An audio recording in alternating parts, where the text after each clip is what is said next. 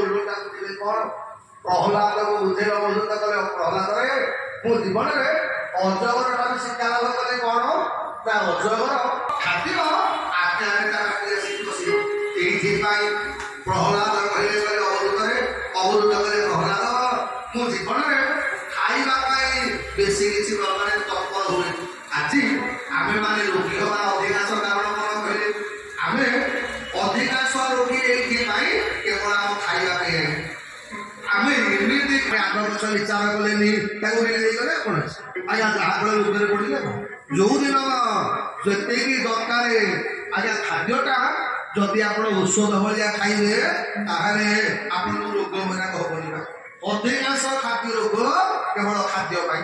ତେଣୁ ଏଇଥିପାଇଁ ଅଜଗର ସାପ ଏଇଆ ଶିକ୍ଷା ଦେଲା କହିଲା ଦେଖ ମୁଁ ଖାଇବାରେ କାଲି ପଖାଳ ମିଳିଲା ଖାଇଲି କାଲି କ'ଣ କିଛି ମିଳିଲାନି ଭଗବାନଙ୍କ ବ୍ରତ ଭାବିକରି ଉପାସରେ ଶୋଇଗଲି। ଏଇଥିପାଇଁ ଲେଖିଲେ ଆହାରେ ଭଲ ମନ୍ଦ ନାହିଁ ଅର୍ଥ କ'ଣ ସେ ବାପା ମାନେ ମା ମାନେ ଶୁଦ୍ଧ ଭାବରେ ସାତ୍ବିକ ଭାବରେ ଭଗବାନ ଯାହା ଦେଇଛନ୍ତି ସେତିକିରେ ସନ୍ତୁଷ୍ଟ ହୁଅନ୍ତୁ। ଆଉ ଯୋଉମାନେ କହିବେ ମୁଁ ଏଇଟା ଖାଇବିନି ମୁଁ ସେଇଟା ଖାଇବିନି ଏଇଟା ହେଲାନି ସେଇଟା ହେଇଥାନ୍ତା ଏଇଟା କାହିଁ ନାଲି ଦେଖାଗଲାନି ଏଇଟା କାହିଁ ତେଲ ହୋଇନାହିଁ ଆଜ୍ଞା ଯୋଉମାନେ ବାରଣ କରନ୍ତି ରୋଗରେ ପଡ଼ନ୍ତି। ଏଇଥିପାଇଁ କେବେ ଖାଦ୍ୟରେ ଭଲ ଅର୍ଥ କ'ଣ ନା ଭଲ ଭଲ ଖାଦ୍ୟ ଖାଇବ। ଆରେ ଭଗବାନ କ'ଣ ଦେଇନାହାନ୍ତି ଆମ ପାଇଁ ଫଳ ଠାରୁ ପନିପରିବା କ୍ଷୀର ଦହି ଛେନା ଏତେ ଶୁଦ୍ଧ ସାତ୍ବିକ ଜିନିଷ ଥାଉ ଥାଉ ଆମେ କେବଳ ବଛା ବଛି ଭିଡ଼ା ଭିଡ଼ି ଟଣା ଟଣି ଓଟରା କରି ଆକୁ ନ ଖାଇଲେ ତ ଆମର ଭାବୁନି ଆପଣ। ଆରେ ଶାସ୍ତ୍ର କହିଲେ ଯୋଉ ଗୁଡ଼ାକ ଆମର ଭଗବାନଙ୍କ ପାଖରେ ଭୋଗ ଲାଗେ ଆଜ୍ଞା ସେ ଖାଦ୍ୟ ଗ୍ରହଣ କର ରୋଗ ଗୁଡ଼ାକ କମିଯିବ ଆପଣଙ୍କର। ଏଇଥିପାଇଁ ହେଲେ ମଧୁମକ୍ଷିକା ଅଜଗର ଗୁରୁ ଭୋର ଗୋବିନ୍ଦ ଗୋବିନ୍ଦ ଗୋବିନ୍ଦ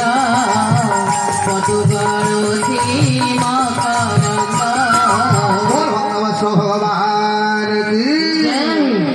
ଆନନ୍ଦରେ ରହିବାର କଥା କହି ସାରିଲା ପରେ ପରୀକ୍ଷିତ ମହାରାଜ ପଚାରିଲେ କହିଲେ ସୁଖଦେବ ଆପଣ ମୋତେ ଭଗବାନଙ୍କର ମନ୍ୱନ୍ତର କଥା ବର୍ଣ୍ଣନା କରୁଥିଲା ବେଳେ ଚତୁର୍ଥ ମନ୍ୱନ୍ତରରେ ଭଗବାନ ମୋର ହରି ରୂପ ଧାରଣ କରିଥିଲେ।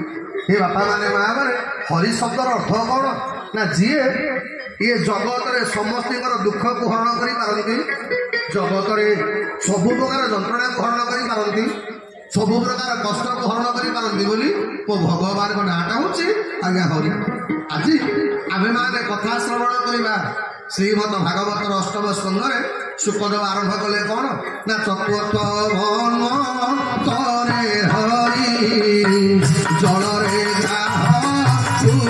भारी गोविंद गोविंद गोविंद मधुबल सकल तीर्थ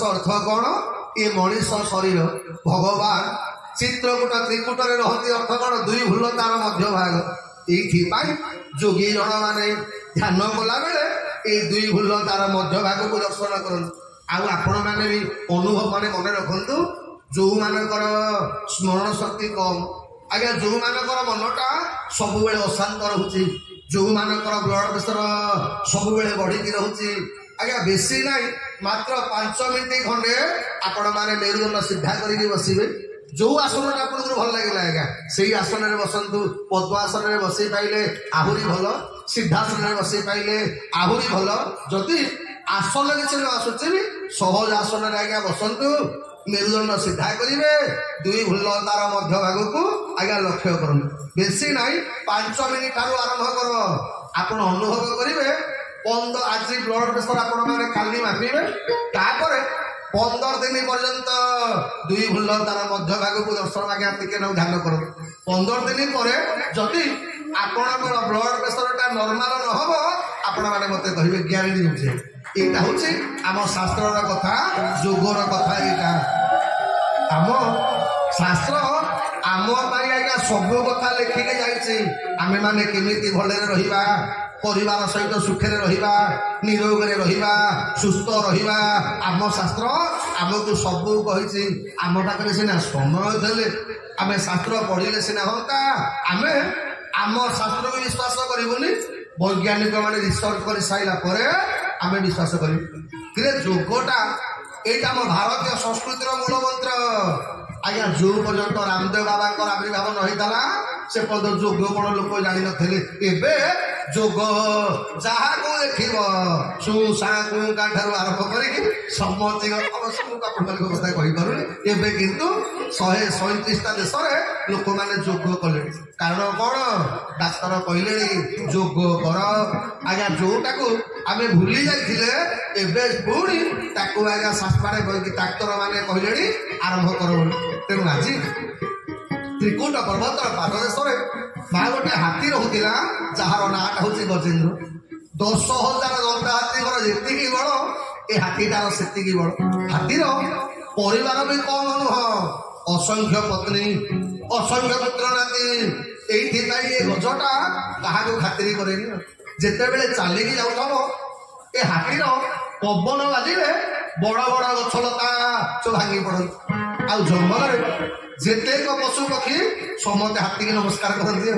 ହାତୀଟା ନମସ୍କାର ପାଇଲା ପରେ ହାତୀ ବୁଲି ଗୋଟେ କଣ ଦେଖୁଛ, ଏ ଦେଖିଲ କେତେ ଲୋକ ମତେ ମୁଣ୍ଡିଆ ମାରୁଛନ୍ତି। ଏ ବାପା ମାନେ ମା ମାନେ ଇଏ ନମସ୍କାରଟାକୁ ହଜମ କରିବାଟା ସହଜ କଥା ନୁହଁ ଯେ। ଅନେକ ଲୋକ ଭାଗବତ କହିଛି ବା, କଲା ଅଳପ ଲୋକେ ଅଧିକାର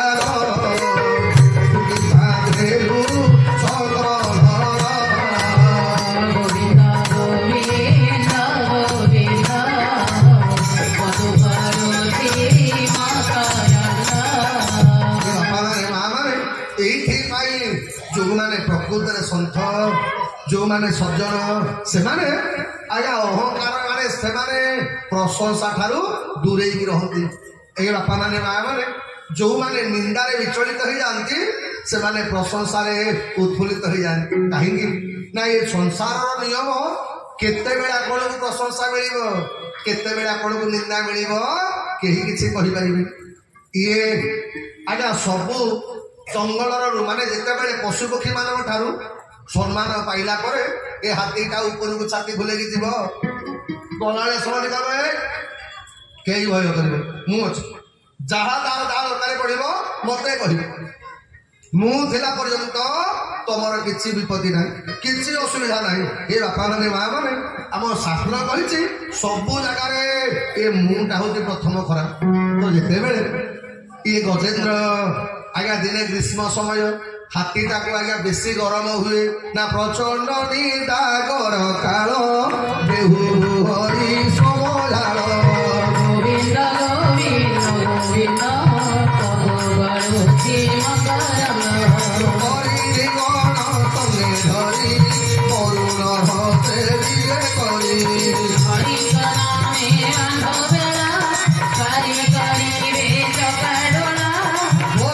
ଭଗବାନ କି ଆଜ୍ଞା ଗଜ ପ୍ରଚଣ୍ଡ ଗ୍ରୀଷ୍ମ ସମୟ। ଦିନେ ତା ପତ୍ନୀ କି ଡାକିଲା, ପ୍ରଥମ ପତ୍ନୀ କି କହିଲା, ବୁଝିଲୁ ଗୋଟେ କଥା କହିବି, ତୁ କାହା ଆଗରେ କହିବୁ ନାହିଁ। ଆଜି ଆମେ କାଲି ସକାଳୁ ତୋର ମୋର ଗୋଟେ ଜାଗାକୁ ବୁଲିବାକୁ ଯିବା। हे बापा माने माँ माने आम शास्त्र कही आपण माने माँ माने खराब भाविबनी भागवतर कथा बोला जे धर्म आपे आचरिब से धर्म परे कहिब गोविंद गोविंद गोविंद कवि कहिब स्त्री पाश सकल धर्म जीवनाश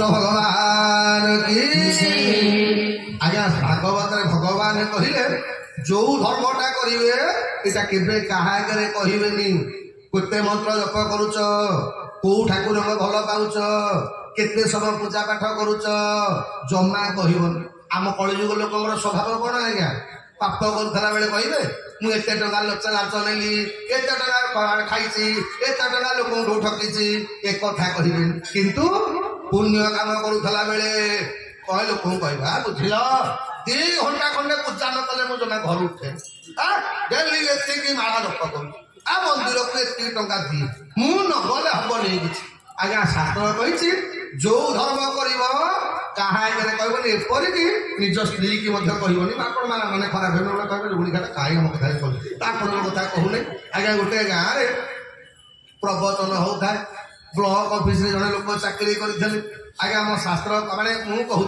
आज्ञा सत जदि के ब्लॉक वाला कि तहसिल वाला थब खराब भावे प्रकृत में आज्ञा से 2टा चाकरी भाग्य थे दरमा जी उपरी ताठू आहरी अधिका दरमा टकर जमा हाथ मरा हबनी ये बाबू जनक जिते बेले घर को आसती पकेट सब फुल आम माँ मान गोटे भल अभ्यास मैंने आप कथा कहूनी स्वामी जिते बेले ऑफिस रु फेरिक घरे सार्ट टंगे बाथरूम गला बेले मो माँ मैंने सागे सागे पकेट चेक करते आप चेक कर कहे कि अधिकांश चेक कर अभ्यास अच्छी तो से दिन बाबू जन घर को फेरिक आइला बेलू 500 टंकिया 4-5 लाख भितर पड़ी स्त्री मने मने खुशी जहा हो आम ताकि गोटे भल रोजगार कर गोटे शाढ़ी पे आज कह या भाविक आज्ञा आगे चेक कर मो माँ मान गोटे भल गुण जी भल गुण कौन कह जिते बेले देखिए स्वामी पाखे अच्छी किसी भर खक निशाना बाहर कर सी कुआडे जीटा हम से जो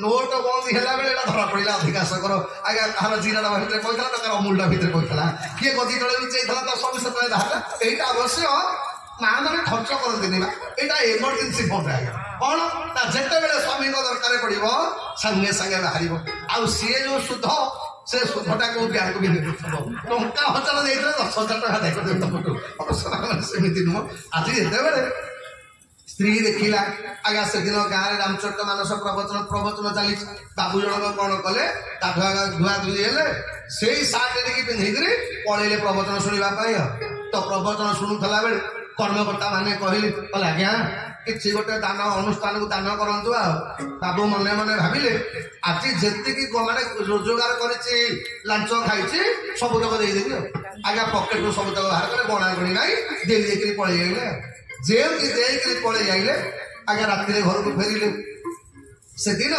माडाम खाया पीया दे सारा स्वामी पाद सेवा पाद सेवा करू करू से दिन 15-20 मिनट अधिका सेवा होगा ये बापा मैंने भाई मैंने मन रख जो दिन मो माँ मान किसी गोटे पाइबार थब से तुम गोड़ घोषा टाइम टे बढ़ी आज्ञा तेणु जिते घसीटा अधिका है स्वामी तो पचारे कले हे कौन कहूँ कहूँ बुझिल आज जी तुम पाइच से मत दे दियो स्वामी कहला कौन अच्छी कौन कल कियो ना बुझिलु जाइली मुझे तो लांच पैसा धर्म पैसा धर्म कल ये भागवत होता तो आगे ना कहले देकर पलि सागे सागे स्त्री मुंड बाड़ा कल हो 4-5 टाका बोल भगवान की से दिन गज पछुक नईदेला बेलू गोटे परिवार लोक कहीं गोटे हेले ना जहाँ को डाक पकेला कला हे मत एकुटिया छाड़ी जानी रे अरे कुंभीरटा मत खाई पकड़ परिवार लोक कहीं शुणिले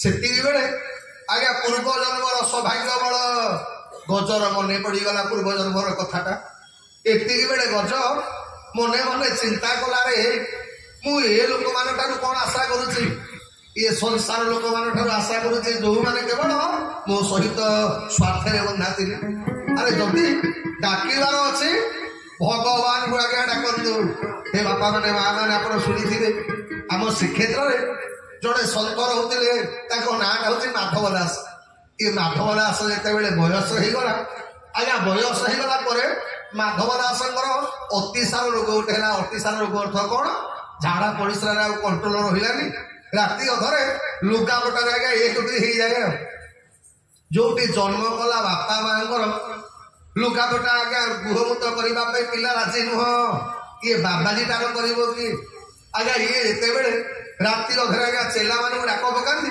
चेला मैंने भारी विरक्त हो बेले बेले आसती तो बेले बेले माधव दास से आज्ञा लुगापटा महिला लुगापटा पिंधि राति आग शुअती जगन्नाथ प्रार्थना करती प्रभु तो कहीं मत बंशे रखी एमती झाड़ा परिचय मो कलबल होती किसी दिन गलापर माधव दास देखिले आज्ञा जिते बेले माधव दास को एक लगुच कि दुई लगुच सी डाकिला पूर्व दी जन शिष्य आसिकी पहुंची जाऊँ माधव दास पाखे आज्ञा माधव दास झाड़ा परिसा सफा कर लुगा धोई दौरान भल लुगा पिंधे दौरान एमती 15-20 दिन गलापर माधव दास मन मन भाविले कहे आगुरी डाकिले पिला दिटा शुणी नए डाकी दिटा कौन पड़ जाते हसी हसिकी एम मोर सेवा कर किए 15-20 दिन गलापर दिने आज्ञा माधव दास झाड़ा परिस्रा को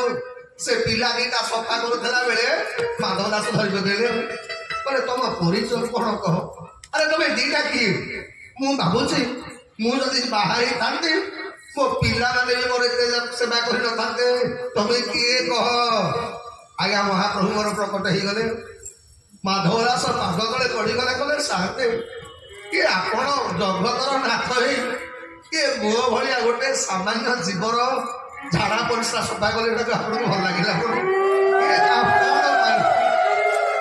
भगवान कहले कले माधव रे अरे मो भक्तटा को जिते बेले विपत्ति पड़ो मो भक्तटा जिते बेले असुविधा रहा मत भल लगे कौ बापा कौ सन्तान मान कष्ट आज्ञा देखिपारे गज विचार कला डाकिनी क्या कहला मु भावुली मोर एते परिवार मोर किसी असुविधा हेनी मोर एते स्त्री अच्छा पिला माने अच्छा मोर किसी असुविधा हेनी एबे देखुची ए जगत आउ कहीं नहांती पूर्व जन्मर भाग्य बड़े मन पड़गला भगवान कथा हरि की अंत समय याद लाई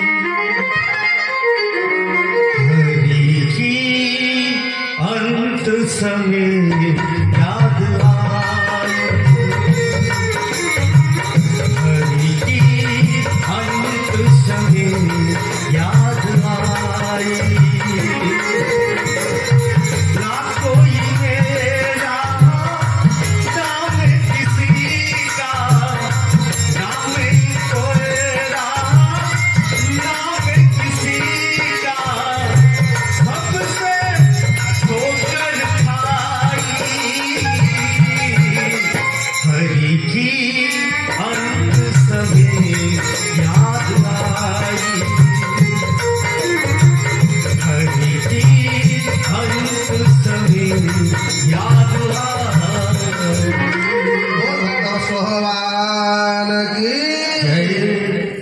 सजन पूर्व जन्म करुवा संस्कारटा ए जन्म भी आम सांगे जार प्रमाण भागवत अष्टम स्कंद पूर्व जन्मर भाग्य बल गजर ठीक जिते कहले ना सारे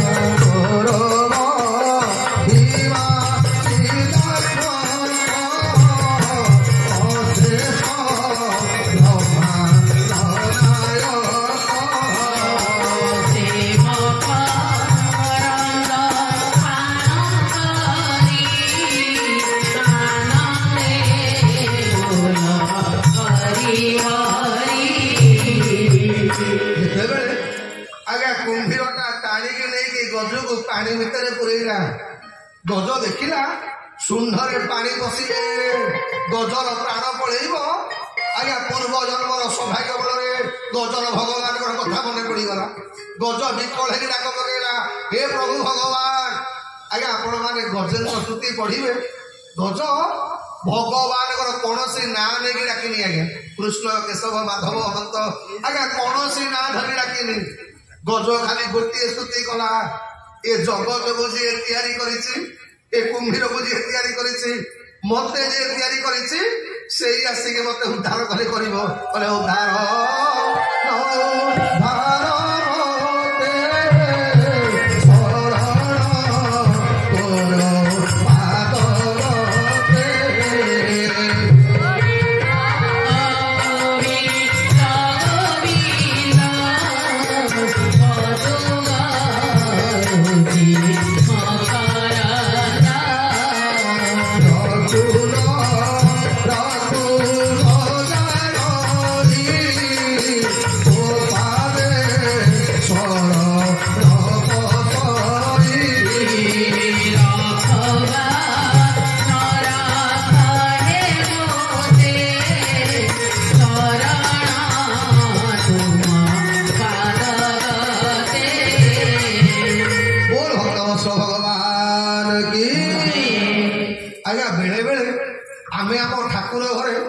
ଅନେକ ଠାକୁରଙ୍କ ମୂର୍ତ୍ତି ଆଜ୍ଞା ରଖୁ।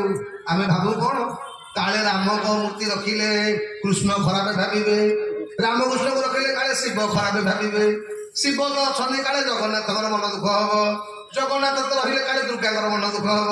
ଏମିତି କୌଣସି ଠାକୁର ମନ ଦୁଃଖ ନ କରନ୍ତୁ ଭାବି ଆମ ଘର ଯାକ ଆମେ ଅନେକ ଠାକୁର ମା ରଖିଛେ। ଭାଗବତର ଅଷ୍ଟମ ସ୍କନ୍ଧ ପ୍ରମାଣ ଦେଲା।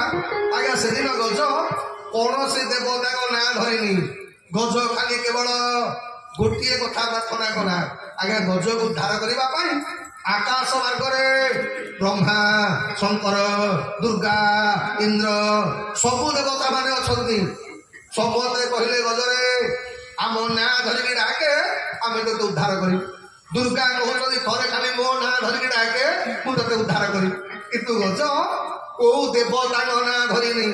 ଗଜ ଖାଲି ଗୋଟିଏ କଥା କହିଲା, ହେ ପ୍ରଭୁ ଏ ଜଗତକୁ ଯିଏ ତିଆରି କରିଛି, ଯିଏ ମତେ ତିଆରି କରିଛି, ଆଉ ଏ ଜଗତକୁ ଯିଏ ତିଆରି କରିଛି, ସେଇ ମତେ ଆସିକି ଉଦ୍ଧାର କରିବ।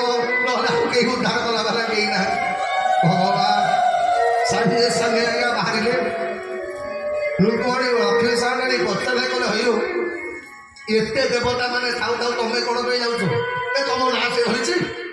ଭଗବାନ କହିଲା, ଲୋଏ ଲକ୍ଷ୍ମୀ ଇଏ ଗଜ ସିନା ମୋ ନାଁ ଧରିନି। ଗଜ କଣ କହିଲା, ଏ ଜଗତକୁ ଯିଏ ତିଆରି କରିଛି ସିଏ ଆସିବ ତ।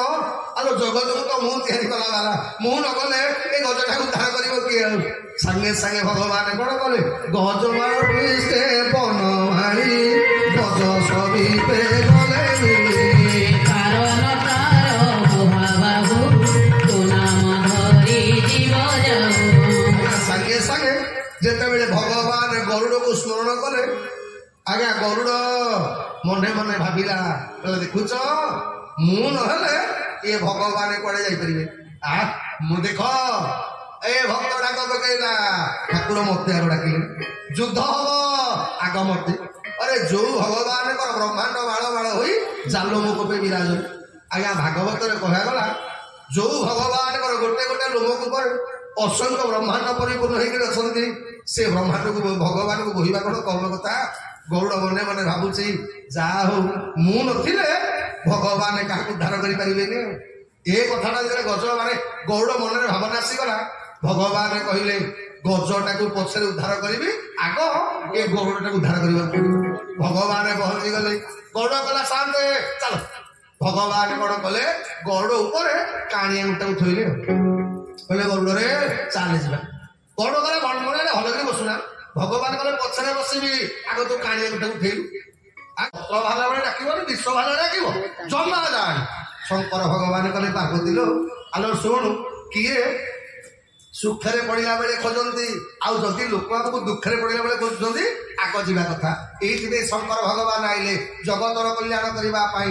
ଏ ବାପା ମାନେ ମା ମାନେ ଶଙ୍କର ଭଗବାନ କହିଲେ କଣ ନା, ଜୀବନରେ ବିଶ୍ୱ ମାନ କରନ୍ତୁ ଅର୍ଥ କଣ, ଯିଏ ନିନ୍ଦାକୁ ସହ୍ୟ କରିବାର ଶକ୍ତି ଯାହା ପାଖରେ ଅଛି, ଅପମାନକୁ ସହ୍ୟ କରିବାର ଶକ୍ତି ଯାହା ପାଖରେ ରହିବ, ସେଇ କେବଳ ଜଗତରେ ଦିନେ ଶ୍ରେଷ୍ଠ ହେଇପାରିବ। ଇଏ ହଉଛି ସମୁଦ୍ର ମନ୍ଥନର ତାତ୍ତ୍ୱିକ କଥା ଆଜ୍ଞା।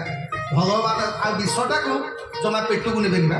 ଶଙ୍କର ଭଗବାନ ଅପବାଦ ନିନ୍ଦା ରୂପକ ବିଷକୁ କଣ କଲେ, କଣ୍ଠରେ ରଖିଦେଲେ, ଭିତରେ ମଝିରେ ରଖିଦେଲେ, ତଳକୁ ଜମା ନେବେ।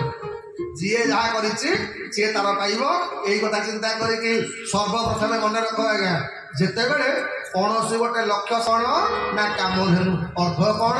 ଯଦି ଆପଣ ମାନେ ନିନ୍ଦାକୁ ଭୁଲିଗଲେ, ନିନ୍ଦାଟାକୁ ବିଷ ପିଇଦେଲେ, ଅପବାଦ ରୂପକ ବିଷକୁ ହଜମ କରିଦେଲେ, ଦୁନିଆର ଲୋକଙ୍କ କଥାକୁ ଖାତିରି କଲେନି, ତାହେଲେ ଆପଣ ମାନେ ଯୋଉଟା ଚାହିଁବେ ସେଇଟା କରିପାରିବେ। ଆପଣଙ୍କର କାମନା ପୂର୍ଣ୍ଣ ହବା ପାଇଁ ପଥ ଖୋଲିଯିବ। ଏଇଥିପାଇଁ 2 ନମ୍ବର ରତ୍ନ ବାହାରିଲା କାମଧେନୁ। ଦ୍ୱିତୀୟ ତାତ୍ପର୍ଯ୍ୟ କଣ? ଏ ବାପା ମାନେ ମା ମାନେ ସମୁଦ୍ର ମନ୍ଥନରୁ ପ୍ରଥମେ ବାହାରିଲା କଣ ନା କାମଧେନୁ। ଦେବତା ମାନେ ତାକୁ ଋଷିମୁନି ମାନଙ୍କୁ ଦେଲେ। କାରଣ କଣ? ଆମ ଶାସ୍ତ୍ର କହିଛି ଘରେ ଯେକୌଣସି ଜିନିଷ ଗୋଟେ ହବ, ଭଲ ପଦାର୍ଥ କଣ ଗୋଟେ ହେଲା, ଆଗ ଇଷ୍ଟଦେବଙ୍କୁ ଅର୍ପଣ କର। ଆଜ୍ଞା ଇଷ୍ଟଦେବଙ୍କୁ ଅର୍ପଣ କଲେ ଆପଣଙ୍କର କୌଣସି ଅସୁବିଧା ହବନି। ଏଇଥିପାଇଁ 2 ନମ୍ବର ରତ୍ନ ବାହାରିଲା କାମଧେନୁ। ଆଜ୍ଞା କାମଧେନୁ ଯେତେବେଳେ ଆପଣଙ୍କର ପ୍ରତିଭାର ବିକାଶ ଘଟିବ। କାହିଁକି? ଆପଣ ନିନ୍ଦାକୁ ସହ୍ୟ କରିଗଲେ, ଅପବାଦକୁ ସହ୍ୟ କରିଗଲେ, ଅପଯଶକୁ ସହ୍ୟ କରିଗଲେ, ନିଜର ଲକ୍ଷ୍ୟ ପଥରୁ ବିଚ୍ୟୁତି ହେଲେନି। 2 ନମ୍ବରରେ ଆପଣଙ୍କର କାମଧେନୁ ଅର୍ଥ କଣ? ଆପଣଙ୍କ ପ୍ରତିଭାର ବିକାଶ ଘଟିବ। ଆଉ ଯେତେବେଳେ ପ୍ରତିଭାର ବିକାଶ ଘଟିଲା, 3 ନମ୍ବର ରତ୍ନ ବାହାରିଲା କଣ? ଉଚ୍ଚେଶ୍ଵବାସ, ଅର୍ଥ ଆପଣଙ୍କର ଗତି ବଢିବ। ଗତି ବଢିବ ଅର୍ଥ କଣ? ଆପଣ ଆଗକୁ ଅଗ୍ରସର ହେବେ। ଏଇଥିପାଇଁ ମନେ ରଖିବେ, ଜୀବନରେ କେତେବେଳେ ହେଲେ ନିଜର ଲକ୍ଷ୍ୟ ପଥରୁ ବ୍ୟତିକ୍ରମ ହେବେନି। ଆଜ୍ଞା ଲୋକ ମନେକର ଆମେ ଯୋଉମାନେ ହରି କଥା କହୁ, ପ୍ରକାଶ କଥା କୁହ, ମୋ କଥା କୁହ, ଆମ କେଦାର ମାମୁ ବୁଝାବୁଝି କରୁଛୁ, ଲୋକ କଣ ପଛରେ କହୁନଥିବ, କେଦାର ନନା ଗୋଟେ କିଛି କାମ ନାହିଁ ନା, ଆଜ୍ଞା ଲୋକ କହିବାଟା ଫାଇନାଲ। କିନ୍ତୁ ଲୋକଙ୍କ କଥା ଆଜ୍ଞା ଜମା ଶୁଣିବେନି। ଜୀବନରେ ଯିଏ ଶୁଣିଛି ଲୋକଙ୍କ କଥା ସେ ଲକ୍ଷ୍ୟ ସ୍ଥଳରେ ପହଞ୍ଚି ପାରିବନି। ଲୋକ ତ ସମସ୍ତଙ୍କୁ କହିବେ ନା, କାହାକୁ କହିନାହାନ୍ତି କହୁନା। ଆଜ୍ଞା ଶଙ୍କର ଭଗବାନଙ୍କୁ ଲୋକ ଛାଡି ନାହାନ୍ତି, ଭଗବାନ ରାମକୁ ଛାଡି ନାହାନ୍ତି, ଆମେ କୋଉଠୁ ଆଇଲେ ଆଉ। ତାପରେ କଣ ହବ ନା, ଯେତେବେଳେ ଉଚ୍ଚେଶ୍ଵବାସ ଅର୍ଥ ଆପଣଙ୍କର ଉନ୍ନତିର ଡେଣା ଲାଗିଗଲା। ଉନ୍ନତିର ଡେଣା ଲାଗିବ ଅର୍ଥ କଣ? ଆପଣ ମାନେ ଉଚ୍ଚ ପଦବୀରେ ଅଧିଷ୍ଠିତ ହେବେ। 4 ନମ୍ବର ରତ୍ନ ତାହେଲେ ସମୁଦ୍ର ମନ୍ଥନରୁ କଣ? ଐରାବତ ହାତୀ। ହାତୀ ହଉଛି କିଏ ନା ପ୍ରଗତିର ପ୍ରତୀକ। ଏ ସଜ୍ଜନ ମନେ ରଖ, ଯିଏ ବିଷ ନିନ୍ଦା ରୂପକ ବିଷକୁ ହଜମ କରିଦେଲା, ଯିଏ ନିଜର କାମନାକୁ ଆଜ୍ଞା ଯିଏ ନିଜର ଲକ୍ଷ୍ୟ ସ୍ଥଳ ସ୍ଥିର କରିଦେଲା ପରେ ଯିଏ ଅବିଶ୍ରାନ୍ତ ଗତିରେ ଗତି କରିବ, ତା 4 ନମ୍ବର ହଉଛି ଆପଣ ମାନଙ୍କୁ ଜଗତରେ ସମ୍ମାନ ମିଳିବ। ହାତୀଟାକୁ ସମସ୍ତେ ସମ୍ମାନ ଦିଅନ୍ତି। ଆପଣ ଦେଖିବେ ଏବେ ସିନା ହାତୀ ଆସୁନାହାନ୍ତି, ନହେଲେ ସେତେବେଳେ ହାତୀ ଗାଁକୁ ଆଇଲେ ଲୋକ କଣ କରନ୍ତି?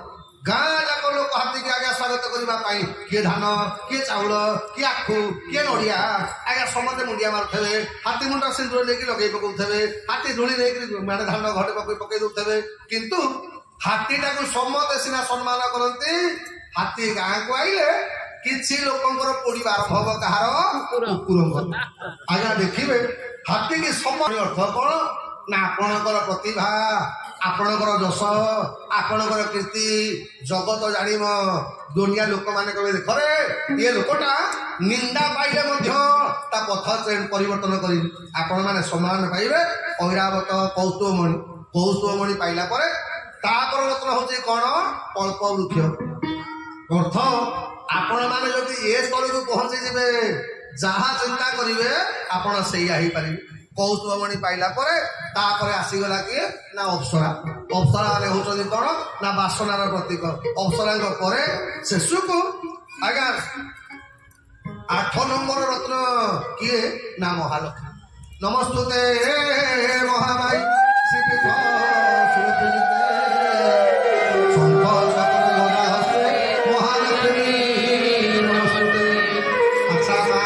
କହିଲ ସମୁଦ୍ର ମନ୍ଥନ କୋଉ ମାସରେ ହେଇଥିଲା? ରାଧେ ଗୋବିନ୍ଦ ଭଜ ରାଧେ ଗୋବିନ୍ଦ, ରାଧେ ଗୋବିନ୍ଦ ଭଜ ରାଧେ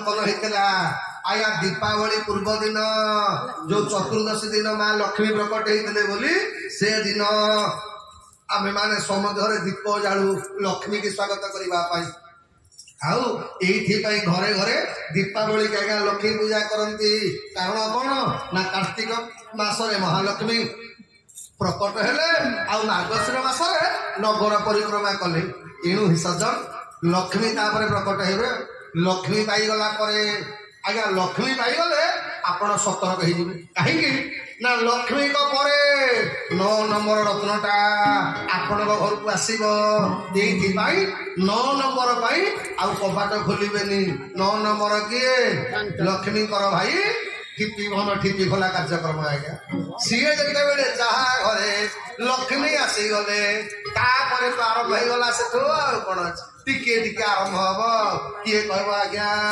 मो देहटा भिड़ी मोड़ी है टिके नहीं गली ना नबा लोक नुह मत पर आसो कौन ना चंद्रमा चंद्रमा पर पारिजात पुष्प जदि आपण मैंने बारुणी मदटा को आज्ञा माने प्रत्याख्यान कले आपण मनटा स्थिर हो गला ताहले पारिजात फूल भली आपण सुगंध समग्र जगमानस प्रचारित हम तापर जिते बड़े आपण सुगंध प्रकाशित है तापर रत्न बाहर कौन पंचजन शंख अर्थ कौन आपण जस आपणकर कीर्ति आपणकर गुण गाणिमा जनजगत जानवे पंचजन पर 13 नंबर रत्न होती धन्वंतरी चतुर्दशी दिन प्रकट हेले समुद्र मंथन ता नाटा हूँ धन्वंतरी जयंती से दिन धन्वंतरी भगवान पाखरे क्षीरी भोग टिके करेंगे परिवार लोक समस्त स्वास्थ्य भल रहू बोली धन्वंतरी पाखे प्रार्थना करेंगे यही गोटा कहूँ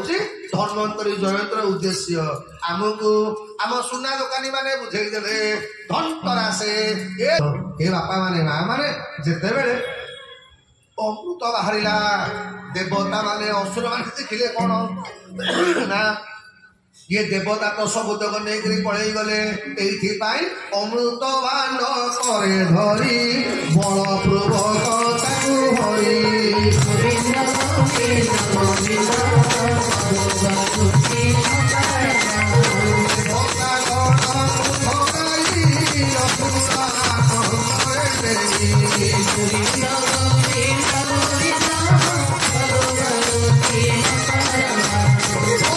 भगवान की जेम के अमृत कलश धरिक धन्वंतरी प्रकट हो गले सांगे सांगे असुर मैंने थिले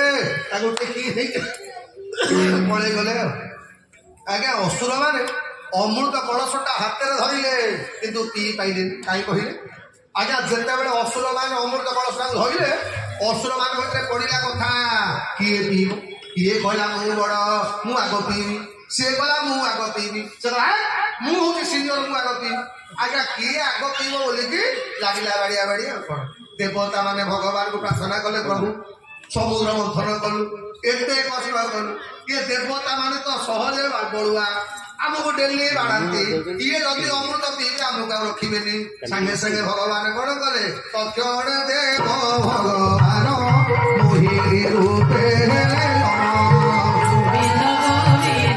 जय बाबा हमारे सराय आज हूँ जो नवम वर्ष भागवत सप्ताह चली आज चतुर्थ संध्या आज कथा थिला समुद्र मंथन गजकुंडीर प्रसंग एवं 24 गुरु आज 4टी गुरु महाराज कहते बहुत आनंद लगे देखो भक्त मान श्रद्धा और आनंद प्रत्येक दिन प्रसाद सेवन व्यवस्था कर आमर अवसर सब ईश्वर कृपा कहना ये क्वचित कराए आमर भगवान कृपा नथिले एत बड़ आयोजन एत कम समय भितर समापन हवा और भक्त मान समागम हवा एटा बहुत कम जगह देखु 50 जन 100 जन एटी प्रत्येक 500 पखापाखि भक्त आसुँच ये बसुँच जना पड़ूनी 500 पखापाखि भक्त मान आम प्रत्येक दिन आयोजन करुँ ये भागवत कथा यह एक महान माने ग्रंथ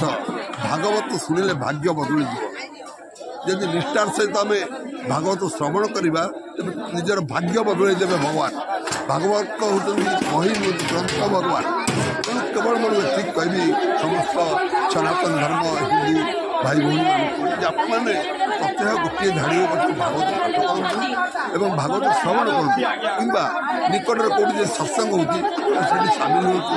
ଆପଣ 6 ମାସ ଭିତରେ ଜାଣିପାରିବେ ଭାଗବତଙ୍କର କୃପା ଆଶୀର୍ବାଦ। ତେଣୁ ମୁଁ ନିବେଦନ କରିବି ଭାଗବତ ବଞ୍ଚିଲେ ଭାରତ ବଞ୍ଚିବ, ଭାରତ ବଞ୍ଚିଲେ ସଂସ୍କୃତି ବଞ୍ଚିବ, ସଂସ୍କୃତି ବଞ୍ଚିଲେ ଆମେ ରହିବା। ତେଣୁ ଭାରତର ଆତ୍ମା ହେଉଛି ଶ୍ରୀମଦ୍ ଭାଗବତ। ଶ୍ରୀମଦ୍ ଭାଗବତ ହେଉ, ଶ୍ରୀମଦ୍ ଭଗବତ ଗୀତା ହେଉ କିମ୍ବା ଶ୍ରୀମଦ୍ ରାମାୟଣ ହେଉ, ଏହି 3ଟା ଗ୍ରନ୍ଥ ହେଉଛି ଆମର ପିଣ୍ଡ। ଆକୁ ଛାଡ଼ିକି ଆମେ ରହିପାରିବାନି। ଯେଉଁମାନେ ଏହାଠାରୁ ଦୂରେଇ ଯାଉଛନ୍ତି ସେମାନେ ଜାଣିପାରୁଥିବେ କେତେ କଷ୍ଟ ଭୋଗୁଛନ୍ତି। ସବୁ ଥାଇକି ବି ଶାନ୍ତି ନାହିଁ। ଯେଉଁମାନେ ଆର ପାଖେଇ ଆସୁଛନ୍ତି ସେମାନଙ୍କୁ କିଛି ନାହିଁ କିନ୍ତୁ ଆନନ୍ଦରେ ଅଛନ୍ତି। ଧନ୍ୟବାଦ ଦେବି ସେହି ଭକ୍ତମାନଙ୍କୁ ଯେଉଁମାନେ ସଦାସର୍ବଦା ଏହି ଆଧ୍ୟାତ୍ମିକ କାର୍ଯ୍ୟକ୍ରମରେ ନିଜକୁ ସାମିଲ କରିଛନ୍ତି। ଏଥିକ ଏହି ବାଣୀକୁ ବିଶ୍ରାମ ଦେବା ପୂର୍ବରୁ ଆପଣଙ୍କର ଏଇ ଯେଉଁ ଦିବ୍ୟଜ୍ୟୋତି ଚ୍ୟାନେଲକୁ ମୁଁ ବହୁତ ଭଲ ପାଏ। ତାର କାରଣ ହେଉଛି ଆପଣ ଘରେ ବସିଥିବା ମାନେ ଯେଉଁମାନେ ଆସିପାରୁନାହାନ୍ତି କୌଣସି କାରଣବଶତଃ ସେମାନଙ୍କ ପାଖରେ କଥାକୁ ପହଞ୍ଚାଇ ପାରୁଛନ୍ତି। ସେମାନେ ବହୁତ ଆନନ୍ଦ ହେଉଛନ୍ତି। ମୋତେ କହୁଛନ୍ତି ନା ଦିବ୍ୟଜ୍ୟୋତି ଚ୍ୟାନେଲ ବଢ଼ିଆ ଚ୍ୟାନେଲ, କେବଳ ଆଧ୍ୟାତ୍ମିକ କାର୍ଯ୍ୟକ୍ରମ ଦେଉଛି। ବହୁତ ଖୁସିରେ ଅଛନ୍ତି। କିଛି କେତେବେଳେ ସମୟ ପାଇଲେ ଟିକେ ସବସ୍କ୍ରାଇବ୍ କରିକି ଦେଖୁଛନ୍ତି ବା ପୁରୁଣା ଭାଗବତ ସବୁ ଶୁଣୁଛନ୍ତି, ପୁରୁଣା ରାମାୟଣ ଶୁଣୁଛନ୍ତି। ଏହାଠାରୁ ଭଳି ଆଉ କ'ଣ ହେଇପାରେ। ଆପଣଙ୍କୁ ଧନ୍ୟବାଦ ଦେବି, ଆପଣ ଏ ଚ୍ୟାନେଲକୁ ଧନ୍ୟବାଦ ଦେବି। ଶଙ୍କର ବାବୁ, ଆପଣ ଏହି କାର୍ଯ୍ୟକ୍ରମ ଆହୁରି ଆଗକୁ ନିଅନ୍ତୁ। ଖାଲି ଏଇଠି ବୋଲି ନୁହେଁ, ଯେକୌଣସି କଟକ ସହରରେ ଯେତେବେଳେ ଯେଉଁଠି ଭାଗବତ କଥା ହେଉ, ରାମ କଥା ହେଉ କିମ୍ବା ଗୀତା କଥା ହେଉ, ଆପଣ ଚାହିଁଲେ ନିଜକୁ ସାମିଲ କରନ୍ତୁ ଏବଂ ଭଗବାନଙ୍କ କଥାକୁ ଘରେ ଘରେ ପହଞ୍ଚାନ୍ତୁ। ମୁଁ ଏତିକି କରିବି। ମୋର ଯେଉଁ ୟୁଟ୍ୟୁବ୍ ଚ୍ୟାନେଲରେ ଯେଉଁ ଦର୍ଶକମାନେ ଅଛନ୍ତି, କିଛି ଶ୍ରୋତା ଅଛନ୍ତି ଏବଂ ଯେଉଁମାନେ ପ୍ରତ୍ୟେକ ଦିନ ଏ ଚ୍ୟାନେଲକୁ ଦେଖୁଛନ୍ତି, ସେମାନଙ୍କ ପାଖରେ ମୋର ଗୋଟେ ନିବେଦନ ରହୁଛି ଯେ ଆପଣମାନେ ଏ ଚ୍ୟାନେଲ ଦେଖିବା ଦ୍ୱାରା କ'ଣ ନା ଆମର ବର୍ଷ ସାରାର କାର୍ଯ୍ୟକ୍ରମର ଯେଉଁ ବିବରଣୀ ପାଇପାରିବେ। ତା ସହିତ ଆମର ବିଶ୍ୱ ଭାଗବତ ଚେତନା ପରିଷଦ ତରଫରୁ ସ୍ୱଳ୍ପ ପଇସା ବା ସ୍ୱଳ୍ପ ମୂଲ୍ୟରେ ତୀର୍ଥାଟନ ଆମେ କରାଉଛୁ ସାରା ଭାରତବର୍ଷ। 4 ଧାମ ସହିତ ବୃନ୍ଦାବନ, ମଥୁରା, ପଶୁପତିନାଥ ମାନେ ଆମର ଜ୍ୟୋତିର୍ଲିଙ୍ଗ ସବୁ ଅଛି। ଯେତେ ତୀର୍ଥସ୍ଥାନ ଅଛି ତାହା କେମିତି ମାନେ ଏଇ ଆମର ବୟସ୍କ ମା ଭାଇମାନେ ଯାଇକି ବୁଲାବୁଲି କରିକି ଭଲରେ ଫେରିଆସିବେ ତାହାର ମଧ୍ୟ ଆମେ ଆୟୋଜନ କରୁଛୁ। ବର୍ଷ ସାରା ପ୍ରତ୍ୟେକ ମାସରେ ଆମର କିଛି ନା କିଛି କାର୍ଯ୍ୟକ୍ରମ ରହୁଛି ଏବଂ ତୀର୍ଥଯାତ୍ରା ରହୁଛି। ଆଗାମୀ ତୀର୍ଥଯାତ୍ରା ଆମର ଅଛି ଏଇ ମାର୍ଚ୍ଚ 20ରେ ବୃନ୍ଦାବନ ଏବଂ ଏପ୍ରିଲ 25ରେ ଅଛି ନେପାଳ କାଠମାଣ୍ଡୁର ଯେଉଁ ପଶୁପତିନାଥ ଦର୍ଶନ। ଯେଉଁମାନେ ଇଚ୍ଛା କରନ୍ତି এই ଚ୍ୟାନେଲରେ ଦିଆଯିବ ନମ୍ବର, ଏ ନମ୍ବର ଦ୍ୱାରା ଆପଣ ମୋତେ ଯୋଗାଯୋଗ କରିବେ। ମୁଁ ଆପଣଙ୍କୁ ସ୍ୱଳ୍ପ ପଇସା ବିନିମୟରେ ଆପଣଙ୍କୁ ତୀର୍ଥାଟନ କରାଇବି। ଏହା ମୋର ନୁହଁ, ଏହା ବିଶ୍ୱ ଭାଗବତ ଚେତନା ପରିଷଦର ଆଭିମୁଖ୍ୟ ଏବଂ ଲକ୍ଷ୍ୟ। ମୁଁ ଏତିକି କହିକି ବାଣୀକି ବିଶ୍ରାମ ଦେବି। ଜୟ ଜଗନ୍ନାଥ। ଜୟ ଜଗନ୍ନାଥ, ଜୟ ଜଗନ୍ନାଥ।